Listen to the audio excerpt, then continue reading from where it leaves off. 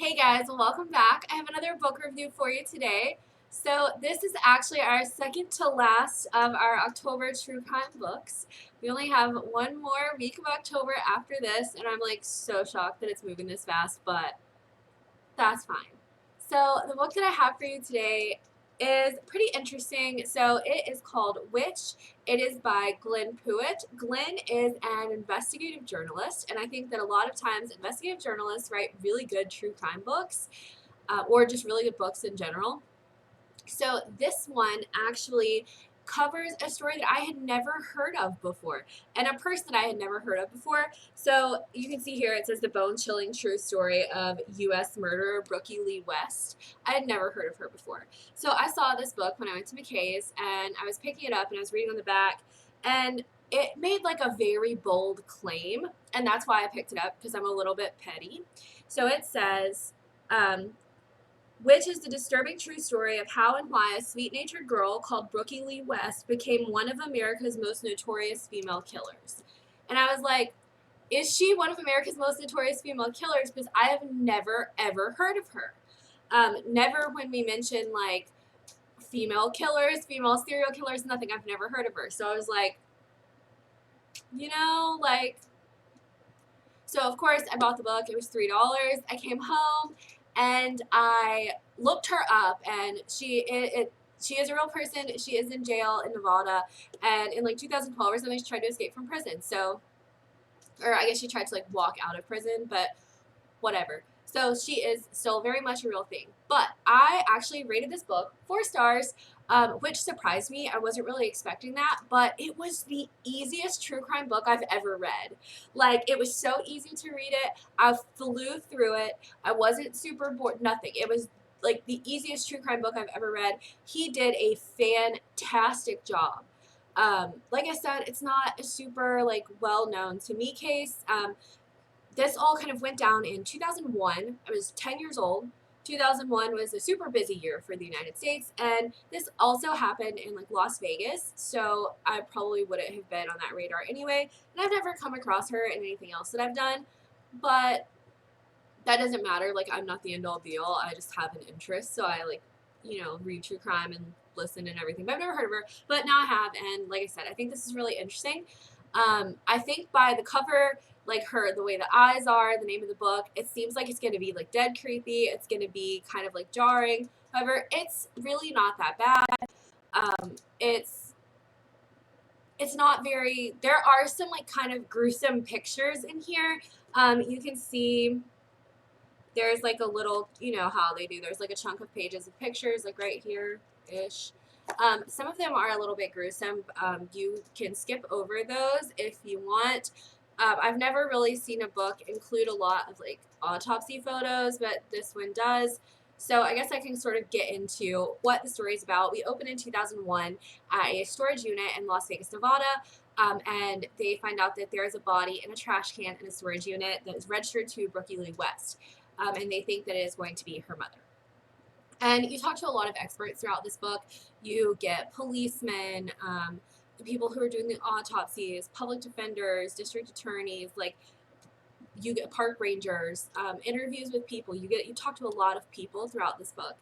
And I think that that is actually pretty interesting because sometimes they just like kind of tell you the story, or it's like second or third hand accounts, but it seems like he actually did a lot of work. He is an investigative journalist, like I said, so he's used to doing that work.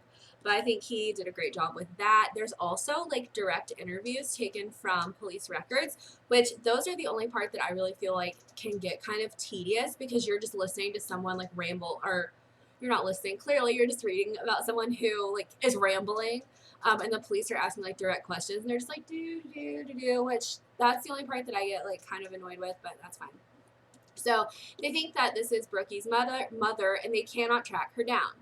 So we quickly like transition and we learn about her mother's life and her father's life from childhood up.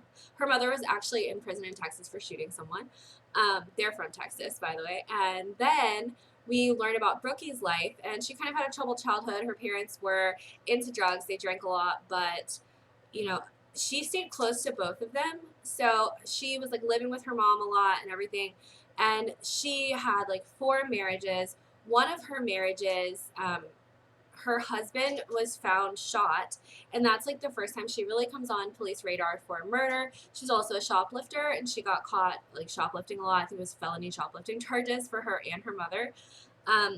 So she was like a little bit troubled. She later will blame all of this on bipolar disorder and her not being properly medicated, including her like quick marriages and divorces that she had. So there were 4 of those.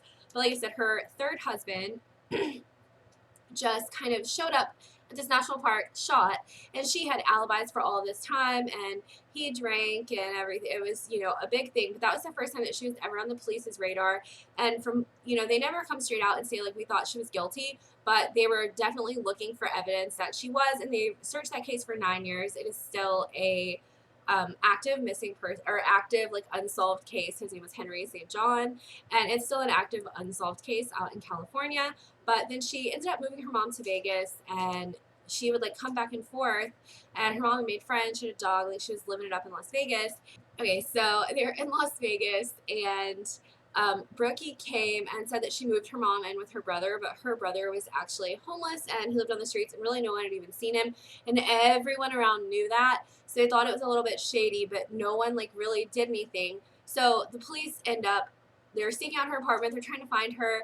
Eventually they do come across her at a gas station, like happenstance. They arrest her for murder, and the whole time she says that she didn't do anything, but they have a very strong case against her.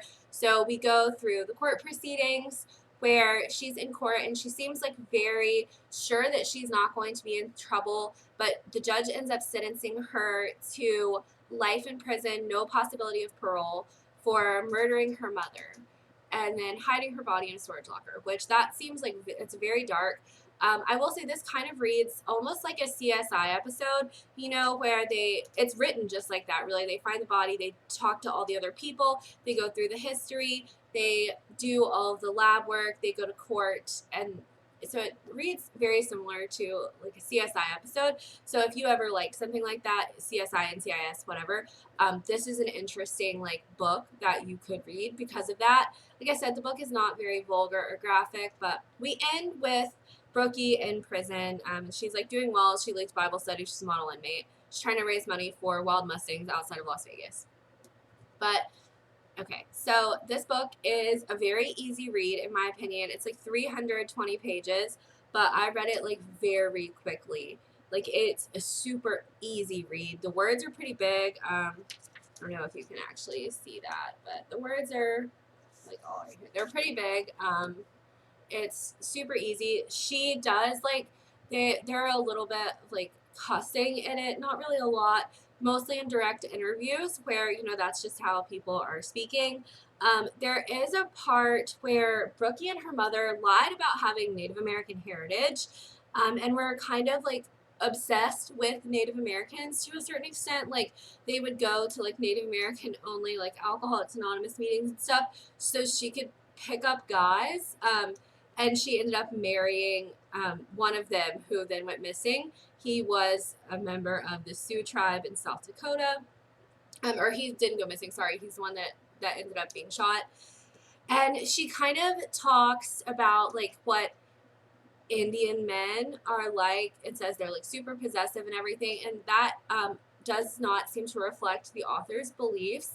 It just is, it's said in direct quotes that she said that. So I want to make that known in case that upsets you, but I would definitely want to make that known. But yes, that is kind of one of the worst parts in my opinion, one of the parts that really annoyed me. But yeah, that's really all I have for you about this book today, guys. I hope that you enjoyed it, and I'll be back next week with our final true crime book of October. Bye!